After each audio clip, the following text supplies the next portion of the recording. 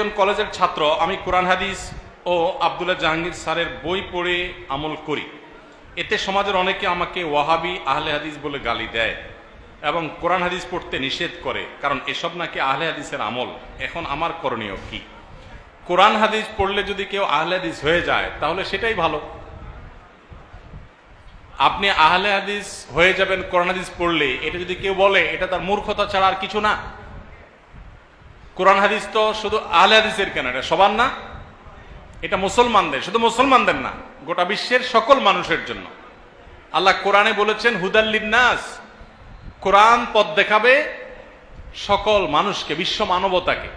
অতএব মুসলমান হোক আর অমুসলমান হোক, কোরআন সবার জন্য গাইড বুক। অর্থাৎ অন্য অমুসলিমরাও যদি হেদায়েত চায় তাহলে কোরআনে সে হেদায়েতের গাইডলাইন বলা আছে।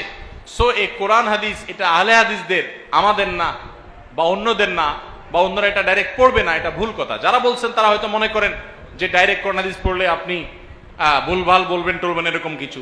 কোরআন হাদিস আপনি নিজে নিজে তো আর পড়বেন না, নিশ্চয়ই কোনো আলিম, কোনো উস্তাজ, কারো সহযোগিতা নেবেন। কারণ আপনি কোরআন বোঝার জন্য, হাদিস বোঝার জন্য আপনার একজন পরামর্শক বা একাধিক পরামর্শক বা উস্তাজ, তাদের গাইডেন্স আপনার জন্য খুবই গুরুত্বপূর্ণ, সেটা আপনার মাথায় রাখতে হবে। কিন্তু কোরআন হাদিস আমাদেরকে পড়তেই হবে, কোরআন হাদিস পড়ার কোনো বিকল্প নাই।